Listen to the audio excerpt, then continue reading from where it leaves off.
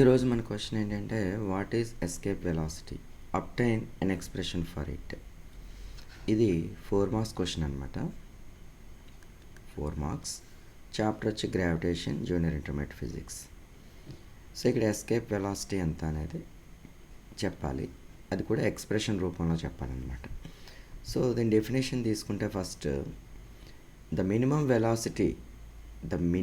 Velocity ఈ word ఖచ్చితంగా రాయాలి. Required for an object to escape from gravitational field of planet is noun as escape velocity.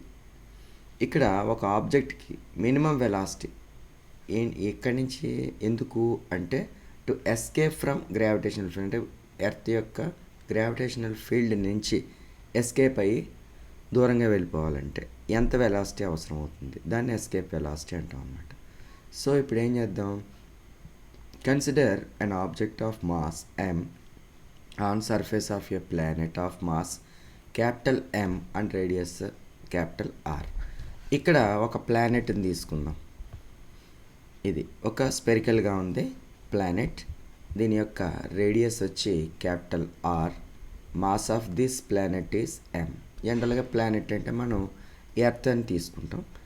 ఈ planet surface మీద ఒక ఆబ్జెక్ట్ని place చేద్దాం ఇట్లా. దీని యొక్క మాస్ ఏమో small m.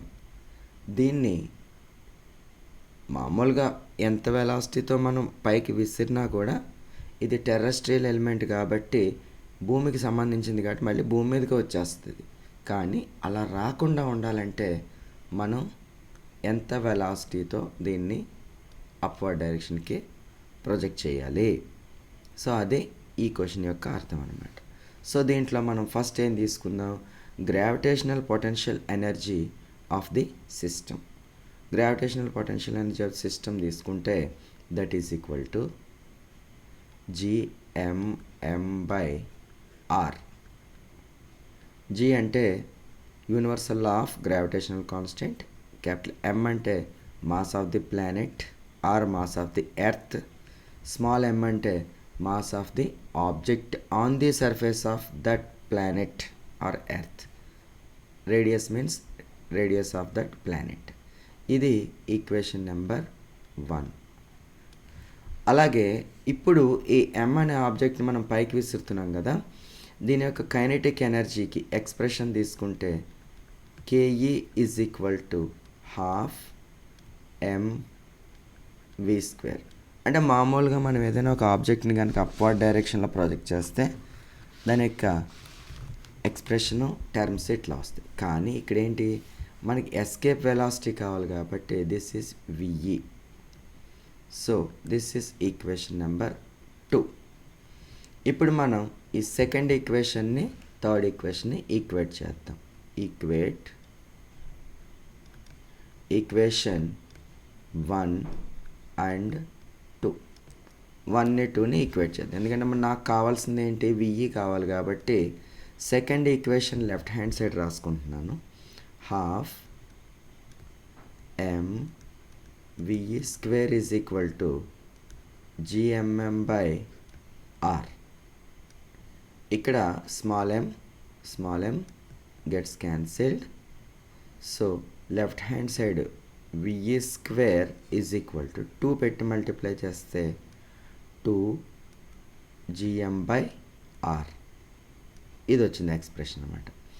VE is equal to root of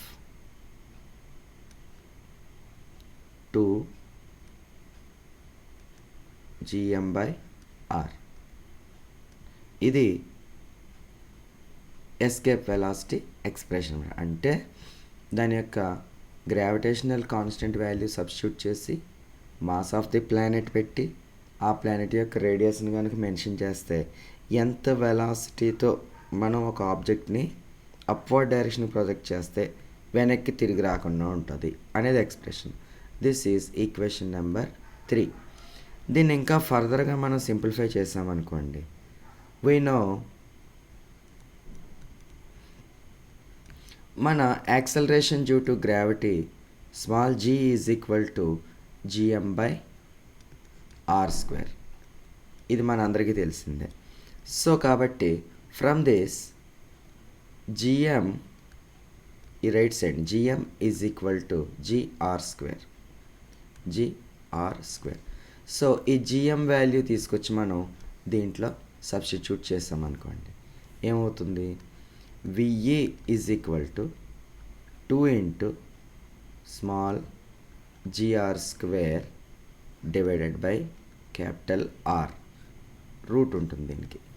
then ఆరు స్క్వేరు క్యాన్సిల్ అయితే therefore the escape velocity of the object VE is equal to 2 into GR root over. ఇది ఫైనల్ ఎక్స్ప్రెషన్ అనమాట. అంటే మనం జీ వాల్యూ సబ్స్టిట్యూట్ చేసి, అంటే ఆ planet మీద ఉన్నటువంటి acceleration due to gravity substitute చేసి, అలాగే రేడియస్ ఆఫ్ దట్ ప్లానెట్ కనుక సబ్స్టిట్యూట్ చేస్తే మనకి ఎస్కేప్ వెలాసిటీ వాల్యూ వస్తుందన్నమాట. ఓకే, ఇది మనకి 4 మార్క్స్ క్వశ్చన్ అనమాట.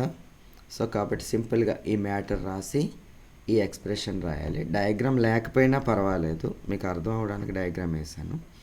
సో ఇట్లా మీరు నీట్గా ఈక్వేషన్ నెంబర్స్తో రాస్తే సరిపోతుంది.